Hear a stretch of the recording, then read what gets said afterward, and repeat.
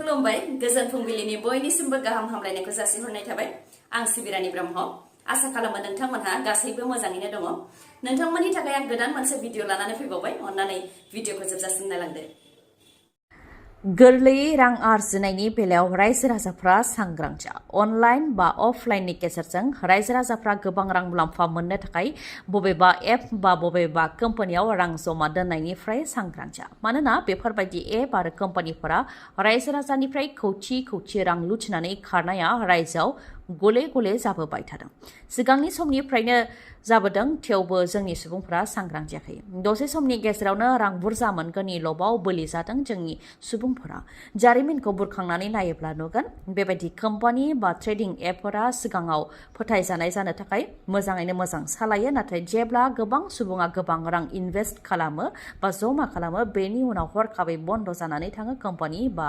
एपआ लोगोसे कम्पानिनि मावथिफ्राबो खारखुमालाङो जाथायखौ लानानै पुलिस थानायाव केस होनाय जानोबो हागौ आरो साफा सानै दायनिगिरिफ्रा हमजानोबो हागौ नाथाय नोंथांनि लाख लाख रांखौ नोंथाङा मोनफिननो गोब्राब मैयाबो मोनसे खौरां फोसावनाय जादोंमोन जेराव DAAI मुंनि अनलाइन ट्रेडिं एपनि गेजेरजों खौथि गासै 3,000 खौथि रां लुथिनानै खारनायनि दायाव जनक बसुमतारी मुंनि सुबुङा हमजादों होननानै दा आरोबाव बेबायदिनो कम्पानिनि मुङाव सरासनस्रा सुबुंफोरनिफ्राय रां लुथिनाय जाथाय जाबोदों चिरां जिल्लायाव चिरांनि धालिगावआव नंखाय कम्पानि बा राङारि फसंथाननि मुङाव 2 कौटि रां लुथिनानै खारदों हबिबुल मुंनि सुबुङा भुगिनांनाय रायजो राजाफ्रा मदद नागिरनानै पुलिसनिसिम फैदों फोरमायथिनाय बादिब्ला सानफ्रोमबो दिन हाजिरा मावनानै गामिनि गासैबो सुबुंफोरानो सानफ्रोमबो 100 बा 200 रां जमा दोनबोदोंमोन सोरनियाबा बेबायदिनो 50,000 जाबायमोन सोरनाबा 1 लाख रांसिमबो जमा जाबायमोन नाथाय हरखाबै गोमाबाय गामिनिनो हबिबुला गासै 2 कौटिसो रां लुथिनानै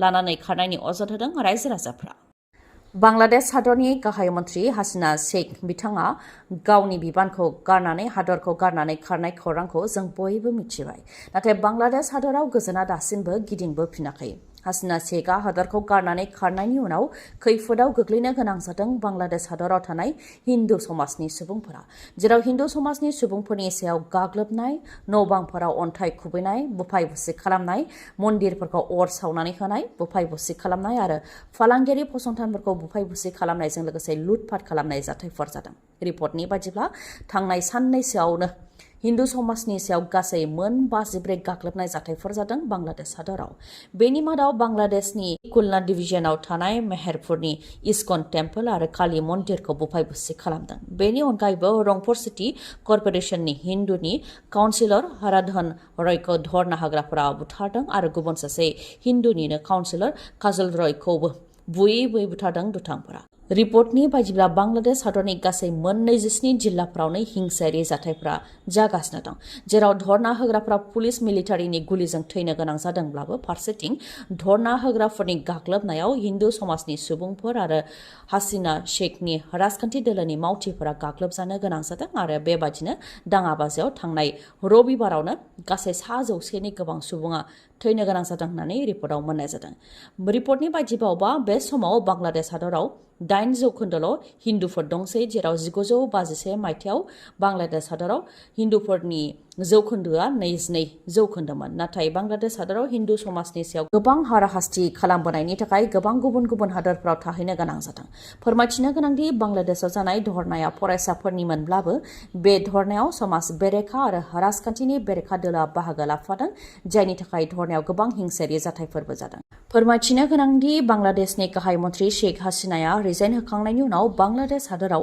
आरोबाव 119 सुबुंनि जिउ खहा जाबावदों ओजोंहाय शेख हासिनाया गावनि बिनानावजों लोगोसे दासिम भारतनि गाजियाबादाव थानाय हिन्डन एयारबेसआव दं बिनानाव रिहानाया जायनाखि ब्रिटेननि सिटिजेन बेनिखायनो इउकेआव थांनो थाखाय लाहार फाहार खालामनाय जागासिनो दं नाथाय इउकेनिफ्राय माखासे जेंना होदों बा हेंथा होदों होननानैबो रिपर्टआव मोननाय जादों लोगोसे बेखौबो जों मख'नो नांगोन दि शेख हासिना बिथाङा बांलादेश हादरखौ एंगारनानै भारताव फैखांनायनि उनाव शेख हासिनानि पेलेसाव धर्ना होग्रा सुबुंफोरा थांनानै गोबां लुटपाट खालामहैनाय जाथाया दा ससियेल मिडियायाव गोबां गोसारदों जेरै शेख हासिनानि पेलेसाव थांनानै बिथांनि गाननाय जोमनायनिफ्राय लानानै जाग्रा आदार बिसना चेयार टेबोल फांखा दाउ बोरमा ना बायदि मोनफ्रोमबो बेसादखौनो लुथिनानै लाबोदों धर्ना होग्रा सुबुंफोरा SSA सिङाव मावनाय कन्ट्रेक्चुएल फोरोंगिरि आरो स्टेट फुल कन्ट्रेक्चुएल फोरोंगिरिफोरनि थाखाय गोजोनथाव रादाब।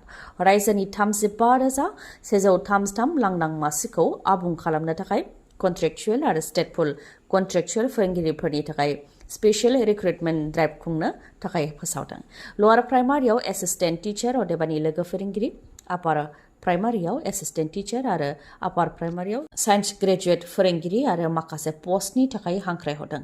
स्पेशल रिक्रुटमेन्ट ड्राइभनि गेजेरजों रेगुलार फोरोंगिरिनि साख्रियाव थिसननो थाखाय कन्डिशनफोरा जाहैबाय सेथियाव बिजाथिया 2014 मायथाइनि 31 जुलाइसिम SSA नि सिङाव कन्ट्रेक्चुएल आरो स्टेटफुल कन्ट्रेक्चुएल फोरोंगिरि महरै साख्रि मावनाय जानो नांगोन। नैथियाव बिजाथिया 2014 मायथाइनि 31 जुलाइसिमाव 5 बोसोरसिम कन्ट्रेक्चुएल आरो स्टेटफुल कन्ट्रेक्चुएल फोरोंगिरि महरै खामानि मावनाय जानो नांगोन। थामथियाव बिजाथिया DEE नि अफिसियेल वेबसाइट dee.assam.gov.in आव थांनानै 12 आगस्तनि गेजेराव एप्लाइ खालामनो नांगोन। ब्रैथियाव दङ बिजाथिया जि पस्टआव साख्रि मावगासिनो दं बे एखे पस्टनि थाखायनो एप्लाइ खालामनो नांगोन। बेनि अनगायैबो गासै डिटेल्सखौ नायनोब्ला नोंथांमोना अफिसियेल वेबसाइटआव थांनानै नायहैनो हागोन। जाबाय थानाय पेरिस अलिम्पिकआव फिन मोनसे जारिमिन वमेन रेसलार अदेबानि आइजो खमलायग्रा वीनेस फगेट बिथाङा फाइनालाव सौहैनो हाबाय। बेनि सिगां आइजो रेसलारा मालाबाबो फाइनालाव सौहैनो हायाखैमोन, नाथाय बे खेबाव अदेबानि गिबि खेबनि थाखाय वीनेस फगेट बिथाङा फाइनालाव सौहैनो हाबाय। किउबा हादरनि युसनेलिस गुजमेन लपेसखौ 50 केजि खथायाव 5-0 फारागथिजों फेजेननानै फाइनालाव सौहैनो हाबाय वीनेस फगेट बिथाङा। आरो बिथाङा सिलभार मेडेल मोनगोना रोखा जाखाबाय, नाथाय जुदि बिथाङा फाइनालाव देरहासार जानो हायोबा भारतनि थाखाय सनानि मेडेल लाबोनो हागोन आरो आसा खालामो बिथाङा सनानि मेडेलखौ भारतसिम लाबोनो हागोन। बिथांनि अनगायैबो जेभलिन गेलेग्रा नीरज चोपड़ा बिथाङाबो फाइनालाव सौहैनो हाबाय। ग्रुप बिआव गेलेनायाव 89.34 मिटार जानथाइसिम जेभलिन खुबैनानै नीरज चोपड़ा बिथाङा फाइनालसिम सौहैनो हाबाय। बेराफारसेथिं हकी हानजानि थाखाय दुखुनांथाव खौरां।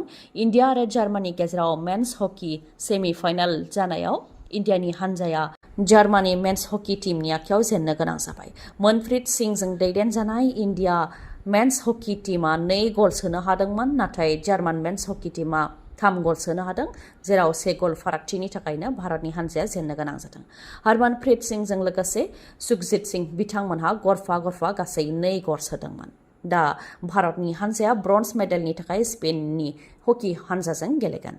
क'क्राझार सोरखारि फरायसालिमायाव अरायथा नङै फोरोंगिरिनि थाखाय फोसावथाय होदों। गासै 5 पस्ट फोसावथाय होदों। बेनि मादाव इंलिसाव 2, इक'नमिक्सआव 1 आरो मेथामेटिक्सआव 2।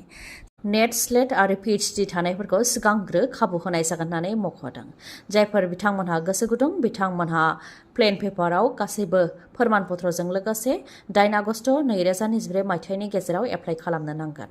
जानबुं नाम्बारा जाहैबाय 8638471995।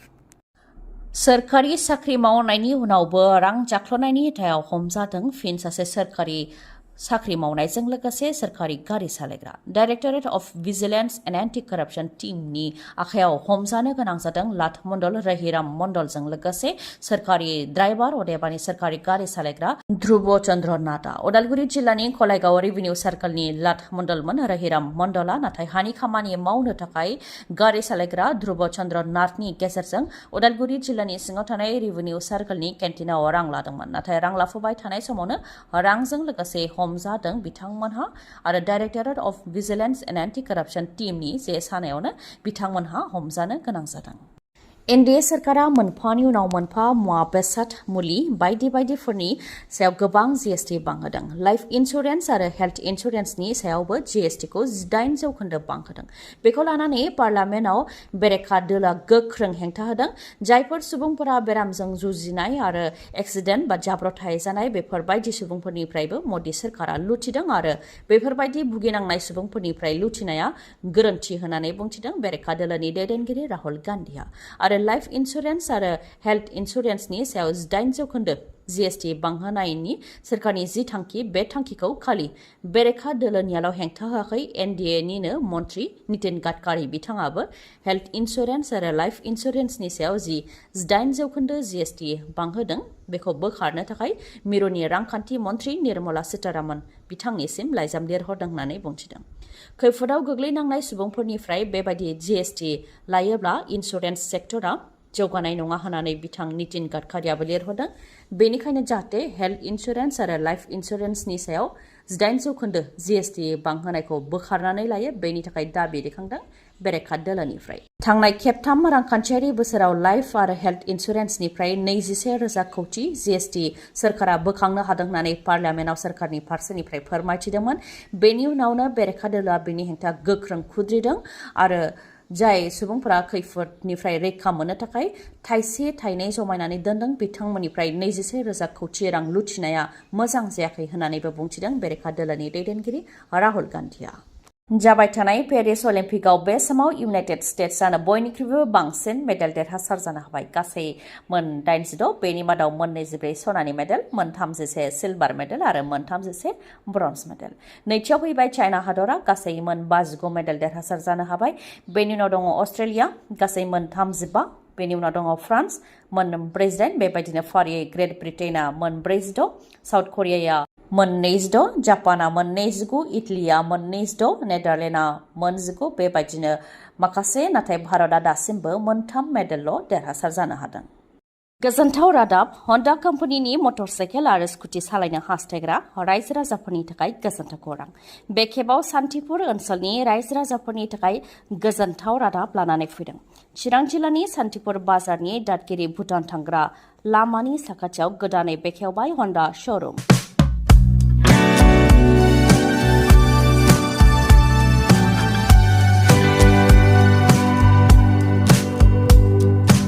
नोंथांमोननो हन्डा कम्पानिनि मटरसाइकेल बा स्कुटि नांगौब्ला नोंथांमोनहा गुबुन जायगायाव थांनांगौनि जेबो गोनांथि गैलिया। सान्तिपुर बाजारनि दादगिरि भुटान थांग्रा लामायावनो नोंथांमोननि थाखाय गोदानै बेखेवबाय हन्डा श'रुम। नोंथांमोना जायखिजाया मटरसाइकेल बा स्कुटि बायोब्लानो बेसेन नाङालासे गंनै हेलमेटजों लोगोसे गंसे सिलिं फेनबो मोनफानो हागोन। नाथाय बे अफारा बारा गोबाव समसिम थानाय नङा। मोजाङै खौरां लाबावनोब्ला 8720957824 नङाब्ला 8011277099 बे नाम्बाराव खौरां लानो हागोन। गोजोन्थों। दिनैनि भिडिअआ एसेनोसै। गाबोन आरो गोदान भिडिअजों लोगो मोनफिनबावगोन। नोंथाङा दासिमबो आंनि चेनेलखौ साबस्क्राइब खालामाखैबा अन्नानै साबस्क्राइब खालामदो, लोगोसे लाइक, कमेन्ट आरो शेयार खालामनो दाबाव। गोजोन्थों।